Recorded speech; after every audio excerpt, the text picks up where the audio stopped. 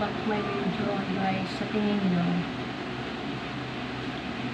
wala akong cellphone.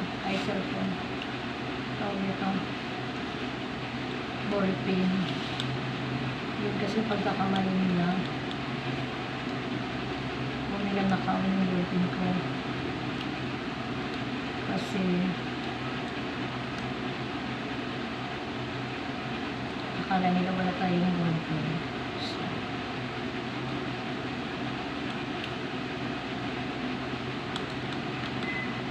hindi tayo mawawala ng ballpen kasi tayo lang may ganitong ballpen. Sa normal na ballpen, ito yung normal, oh. Ito yung laki. So, 10 years pa mauubos natin yan. Yan lang. Dito nagtatapos ang ating video. Paalam.